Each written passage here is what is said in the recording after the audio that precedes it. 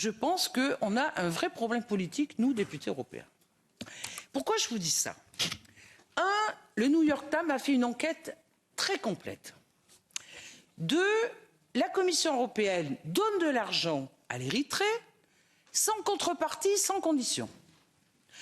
3, la Commission nous répond, c'est l'UNOPS, l'agence de l'ONU, qui contrôle.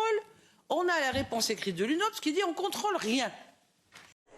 Alors, suite à l'interpellation par une ONG sur la situation en Érythrée, qui est un des pays où il y a une dictature terrible, on l'appelle d'ailleurs la Corée du Nord de l'Afrique, et je fais un rapport sur les fonds au développement, je me suis aperçu que l'Europe a participé à des financements, notamment au niveau d'une route qui relie l'Éthiopie à la mer Rouge, et que ces fonds ont été délivrés en avril 2019.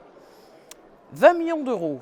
Or, quand j'ai posé la question écrite à la Commission européenne pour lui dire mais dans quel cadre ces fonds ont été donnés et qu'il faut savoir la situation en Éthiopie, puis en Érythrée, dans la mesure où ce sont des jeunes, que ce soit filles ou garçons d'ailleurs, qui ont un service militaire à vie.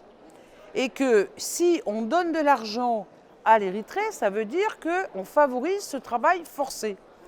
Or, la Commission nous répond en disant non, c'est pas nous qui le faisons, on a sous-traité ça à une agence de l'ONU qu'on appelle l'UNOPS. Sauf que cette agence de l'ONU écrit par l'intermédiaire de journalistes américains en disant on n'a pas les moyens de contrôle et surtout qu'on n'a même pas de bureau en Érythrée. Donc ça veut dire indirectement que la Commission finance l'aménagement d'une route en Érythrée et donc favorise le travail forcé, ce qui va complètement en dehors des valeurs de l'Union européenne. Et dernièrement, on apprend en plus qu'en décembre, la Commission européenne a rallongé de 60 millions d'euros le financement de cette route. Donc, on a interpellé la Commission, et de deux choses l'une, ainsi que bien sûr les parlementaires, pour dire on ne veut pas être complice de ce que fait la Commission et les États. Vous voyez que nous, parlementaires, on n'a même pas été alertés, avertis qu'ils faisaient cette route. Et qu'il est hors de question de financer un pays qui est une dictature, qui fait du travail forcé au niveau de ses salariés. Et donc, on demande la suspension de ce projet.